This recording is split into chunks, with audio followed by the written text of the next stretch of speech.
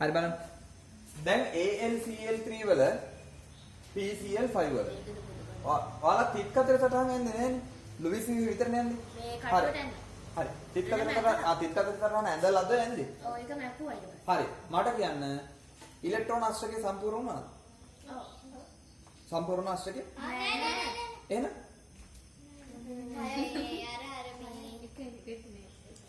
මොකෙන් සම්පූර්ණ මං අහන්නේ හරි AlCl3 වල ඇලුමිනියම් වටා ඉලෙක්ට්‍රෝන ගාන සම්පූර්ණ වෙලා අෂ්ටකය නෑ. ඇලුමිනියම් වලට කීයක් තියෙනවද? 6යිද තියෙන්නේ? ඔව්. දුක සම්පූර්ණ වුණාද? තිත් එකක් දැම්මම හරිනේ. තිත් දෙකක් අලුතින් දැම්ම හරිනේ. ඒ තිත් දෙක කොහෙන්ද පුතේ ආවේ? නෑ ඒක තිත් අඳින්න පුළුවන් මං අහන්නේ මේ වගේ තියෙන ඉලෙක්ට්‍රෝන වෙන්න එපා එන්න. අයියෝ. මේ තිත් නම් දාන්න බැරි 1000ක් කරේ වටේට. නේද? කුඩියට වල 1000ක් කරේ දාන්න බැරි. ඒ වයි නැතනක් තියෙන්නේ. මේකෙන් ආපු තිත් වල නිරූපණය කරන ඉලෙක්ට්‍රෝනනේ. මේ වගේ ආවි කියලා කියන්න ඕනේ එහෙනම්. කොහොමද? ඉරි දෙකක් දාන්නේ. එතකොට PCl5 වල ෆොස්ෆරස් වටේ ඉලෙක්ට්‍රෝන කීයක් තියෙනවද? 10ක් තියෙනවා. ඉතින් අෂ්ටකය අන්න කේස්. කොහොමද අනේ අප්පා ප්‍රශ්නයක් නේද? බලා ගන්නකො. මේ පුතේ බලන්න. ඇලුමිනියම් තියෙන්නේ ආවර්තිත වගුවේ කීවෙනි කාණ්ඩයේද? 3. තුන්වෙනි කාණ්ඩයේ. එහෙනම් සංයෝජිතා කවචයේ ඉලෙක්ට්‍රෝන කීයද? 3යි. 3යි. එහෙනම් මේ බලන්න. අවිද මම ඉතලා තිත් කතරේ ඇඳලා ඉන්නම් ඈ. ඔන්න කතිරය ඔන්න තිත. කාගෙන් ආපුද? ක්ලෝරින් එකකින් ආපු. කියලා හිතන්න. හරිද? මෙන්න ඇලුමිනියම් මෙන්න කතරේ මෙන්න තිත මෙන්න තව ක්ලෝරින් එකක්. මෙන්න කතරේ මෙන්න තිත මෙන්න තව ක්ලෝරින් එකක්. හරිද? එතකොට දැන් හරිද? හරිද මේක? තව ඉවර නෑ වැඩි. ඇයි? ක්ලෝරින් ගේ තව තිත් තියන්න වෙනවා. ඇයි? 1යි 2යි 3යි 4යි 5යි 6යි මෙන්න 7 වෙනි එක දීලා අන්න අෂ්ටකේ සම්පූර්ණ ක්ලෝරින් වට. අවුලක් නැහැ. 1යි 2යි 3යි 4යි 5යි 6යි අන්න අෂ්ටකේ සම්පූර්ණ ක්ලෝරින් වට. 1යි 2යි 3යි 4යි 5යි 6යි අන්න අෂ්ටකේ සම්පූර්ණ ක්ලෝරින් වට. මේ ඇලුමිනියම් වට 1යි 2යි 3යි 4යි 5යි 6යි. ඇලුමිනියම් වට ඉලෙක්ට්‍රෝන කීයද ඔක්කොම? අර හවුල තියාගත්තොත් එක්කම 6යි. මෙන්න මෙතෙන් පුතේ නම් මොකද්ද අපි මේ ලුයිස් ව්‍යුවේ නමින්න තියෙන්නේ. ලුයිස් ව්‍යුවේ නම් මොකද්ද කරන්නේ අපි? බන්ධන සාධන ඉලෙක්ට්‍රෝන යුගල කෙටි ඉරකින් දක්වනවා. නේද? මෙන්න මෙහෙම. ඔන්න AlCl3. පැහැදිලිද? එහෙනම් PCl5.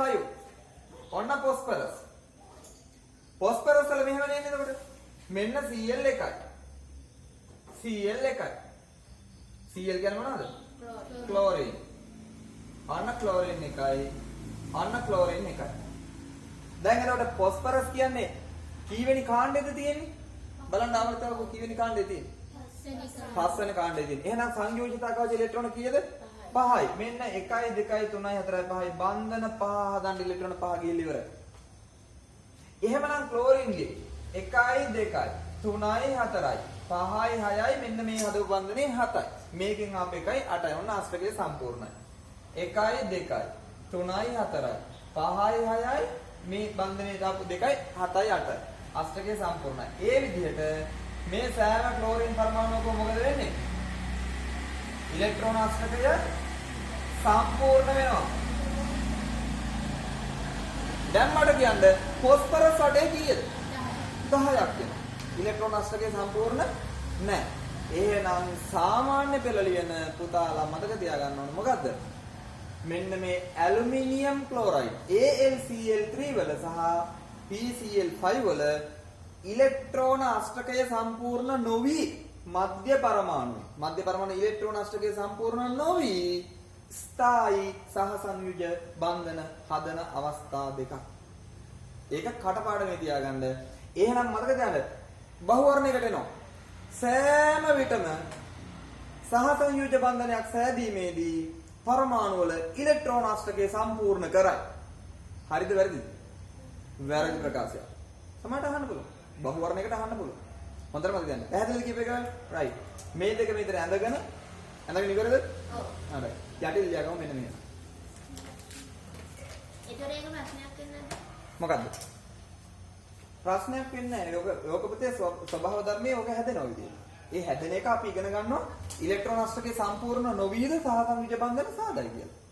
එහෙම ඒවා දෙකක් තියෙනවා. මොනවද? AlCl3 සහ PCl5. ඒක කටපාඩමේ මතක තියාගන්න. ඒ දෙක අඳින්න ආවොත් විභාගෙදී ඉලෙක්ට්‍රෝන අෂ්ටකයේ සම්පූර්ණ වෙලා නැහැ නේ කියලා මේවට දැන් දුව මොකක්ද ඉඳලා කරන්න කිව්වේ? ඇලුමිනියම්ට ඉලෙක්ට්‍රෝන දෙකක් අලුතෙන් දැන් මනේ මෙහෙන් දැන් මනේ ඉලෙක්ට්‍රෝන දෙක අෂ්ටක සම්පූර්ණ කරන්න. එහෙම ඉලෙක්ට්‍රෝන ආවේ කොහෙන්ද කියලා නම් තියෙන්න ඕන. ඒව නිකන් අහස පාවෙ තිබිලා විලා නේ කාගෙන්ද ආවේ කියලා එහෙනම් තියෙන්න ඕන. එහෙම නෑනේ. ඒ නිසා එහෙම ඔය එකක් ඕනේ නැහැ. පැහැදිලි නේද කිව්වේ? එහෙනම් ලියා ගන්න. ඇතම් සංයෝගවල